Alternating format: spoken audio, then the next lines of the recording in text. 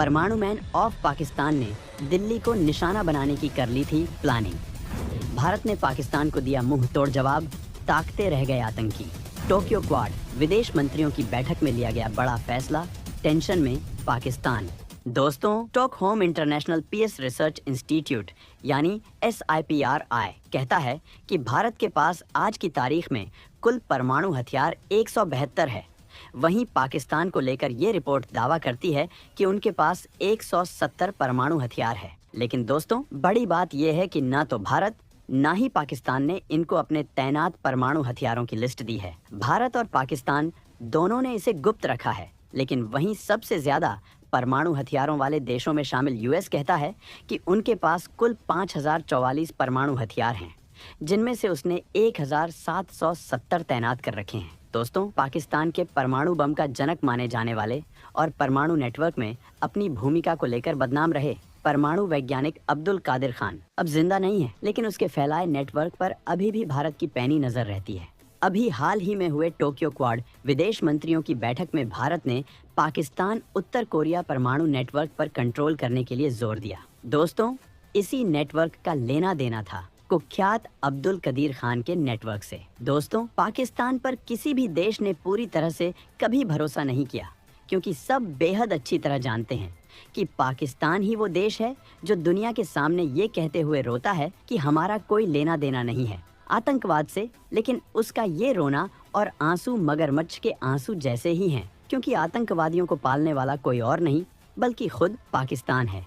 ये आतंकवादी उसने भारत के लिए पाले हैं। बहरहाल दोस्तों, टोक्यो क्वाड विदेश मंत्रियों की बैठक में जारी ज्वाइंट स्टेटमेंट में कहा गया कि हम relevant United nation security council resolutions के अनुरूप कोरियाई पेनिनसुला के पूरे परमाणु निरस्त्रीकरण की पुष्टि करते हैं और हम उत्तर कोरिया से UNSCR के तहत अपने सभी दायित्वों का पालन करने और ठोस बातचीत में शामिल होने का आग्रह करते हैं। हम पूरे इलाके में और उससे आगे उत्तर कोरिया से संबंधित परमाणु और मिसाइल इंडस्ट्री के किसी भी नेटवर्क को रोकने की आवश्यकता पर बल देते हैं।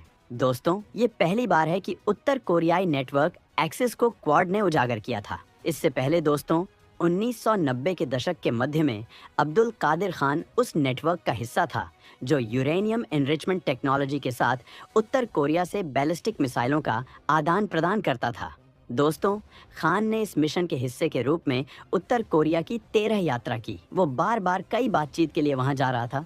परमाणु मैन ऑफ पाकिस्तान ने दिल्ली को निशाना बनाने की कर ली थी प्लानिंग। दोस्तों, अब्दुल कादिर खान परमाणु मैन ऑफ पाकिस्तान ने मई 2016 में दावा किया था कि पाकिस्तान 1984 में ही परमाणु शक्ति बन सकता था, लेकिन उस समय के राष्ट्रपति जनरल जियाउल हक इस कदम के सख्त खिलाफ थे। जी हाँ दोस्तों, पाकिस्तान ने उसी समय पूरी तैयारी कर ली थी। अब्दुल कादिर खान सालों से लगा हुआ था इस प्रोजेक्ट को पूरा करने में। उसकी आंखों में सिर्फ और सिर्फ भारत के लिए नफरत ही देखी जा सकती थी। उसने यहाँ तक कि ये भी कहा कि पाकिस्तान के रावलपिंडी के पास एक जगह है, कहूटा, जहाँ से महज 5 मिनट में दिल्ली को निशाना बनाया जा सकता है। सीधे उसके निशाने पर देश की राजधानी दिल्ली थी, क्योंकि दिल्ली भारत का दिल है। लेकिन उस समय के पाकिस्तानी राष्ट्रपति ने इसको मंजूरी नहीं दी थी। अब दोस्तों, इसी बात से आप अंदाजा लगा सकते हैं कि भारत के लिए अब्दुल कादिर खान के दिमाग में क्या भरा हुआ था। दोस्तों, पाकिस्तानी गृह मंत्रालय ने पिछले साल एक अधिसूचना जारी की थी,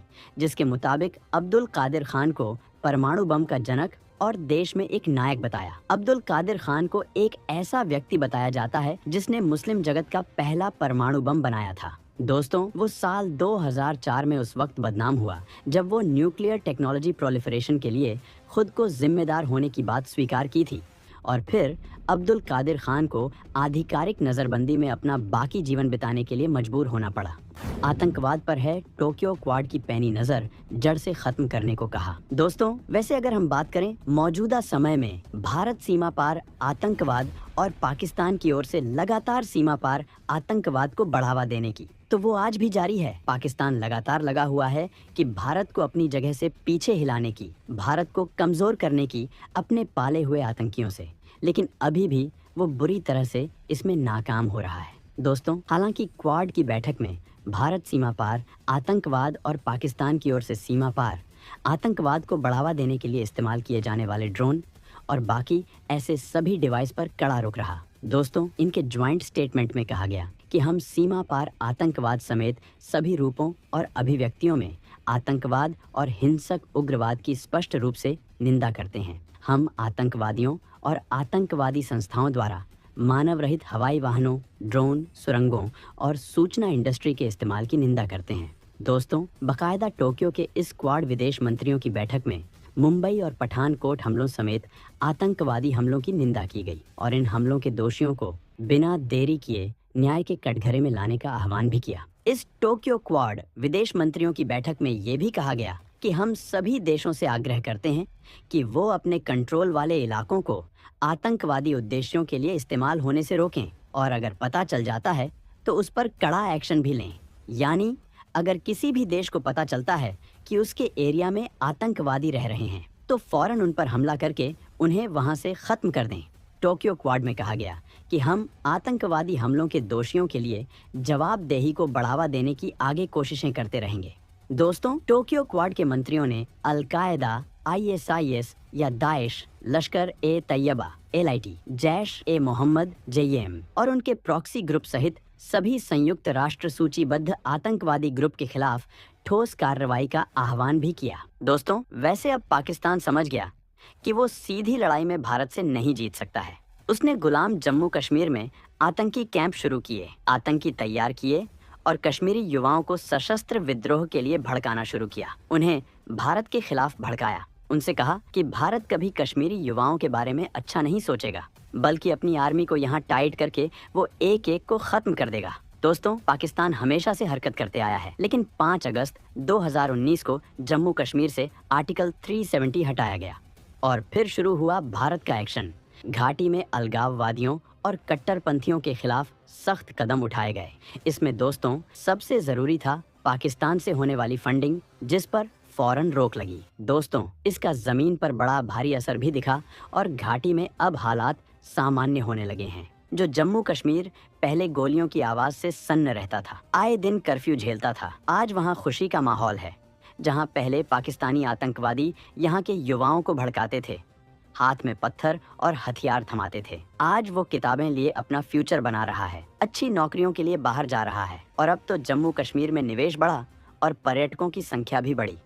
यानी आम लोग जो गरीबी में जी रहे थे या आतंकवादियों के कहने पर कुछ पैसे लेकर इंडियन आर्मी पर हमला कर रहे थे, वो अब सुकून से जी रहे हैं। उनके पास व्यापार करने के लिए पैसा खुद चलकर आ रहा है।